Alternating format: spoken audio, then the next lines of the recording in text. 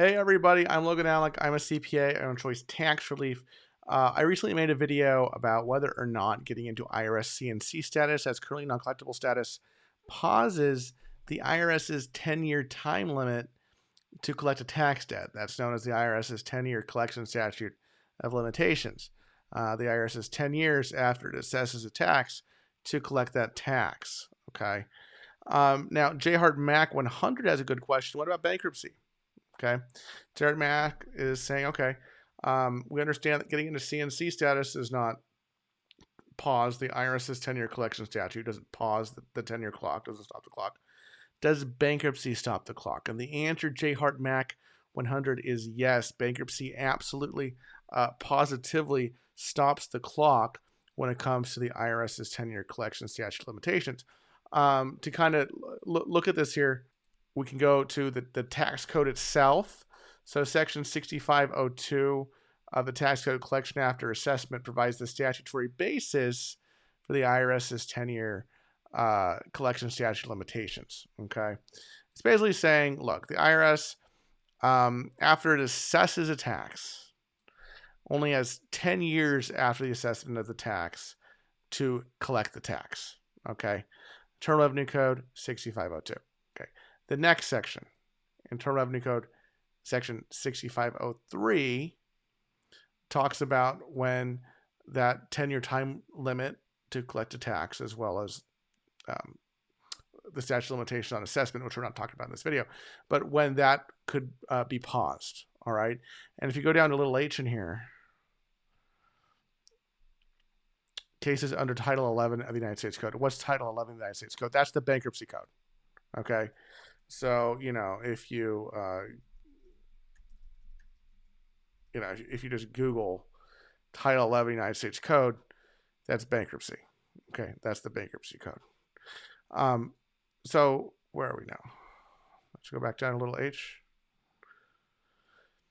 So the running of the period of limitations providing in section 6501, that's the assessment statute, not what we're talking about here, or 6502, that's the collection statute on the making of assessments or collections shall, in a case under Title 11 of the U.S. Code, that means in a bankruptcy case, shall be suspended for the period during which the Secretary, meaning the Secretary of the Treasury and by extension the IRS, is prohibited by reason of the bankruptcy from collecting and 6 months thereafter. Okay? So what does this mean? When does this period start? When does the period begin when the Secretary is prohibited from collecting tax from a debtor in bankruptcy? It starts when the bankruptcy petition is filed, because this is when the automatic stay begins. Okay, what is the automatic stay? Any bankruptcy attorney will tell you the automatic stay is basically after you file a bankruptcy petition, it means that your creditors, people you owe money to, cannot go after you as long as the automatic stay is in effect. Okay? So, J. Hart Mac 100, with respect to the IRS's 10-year collection statute of limitation, the clock on those 10 years stops ticking on the day the bankruptcy petition is filed. And that clock is paused all the way until the bankruptcy case is dismissed. Okay. If the debtor is not successful in obtaining bankruptcy relief, but if the debtor is successful in obtaining bankruptcy relief, then that clock is paused all the way from the time the bankruptcy petition was filed all the way until the bankruptcy is over, right? Now, when we're interacting with people here at Choice Tax Relief, individuals, mind you, who have been through bankruptcy or are considering bankruptcy for their tax debt, they're typically are either Chapter 7 or 13. Okay, sometimes we see some others, but typically 7 or 13. Chapter 7, those are generally faster bankruptcy cases, right? So the statute may not be told very long, right? It's basically until the bankruptcy petition, from the time the bankruptcy petition is filed until the time the debt is discharged in Chapter 7. In the Chapter 13, well, that is the 3 to 5 year a repayment plan essentially out of the debtor's discretionary income, and the statute is basically told during that whole period, right? And then both those scenarios, it's also told for 6 months after the bankruptcy ends, right? And then the case that the same thing with the case where the bankruptcy case is dismissed, it's, you know, it's basically, it would basically be told from the day the petition is filed till the case is dismissed plus 6 months. Okay, so 6 months after the date the bankruptcy case is dismissed. So it can be a long time, especially in the case of a Chapter 7. We're looking at multiple years here of tolling. And this is something to watch out for because sometimes the IRS messes this up.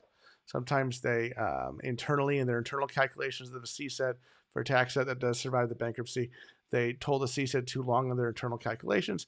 And sometimes that's something we have to go to bat for on behalf of our clients when the IRS has the CSED wrong.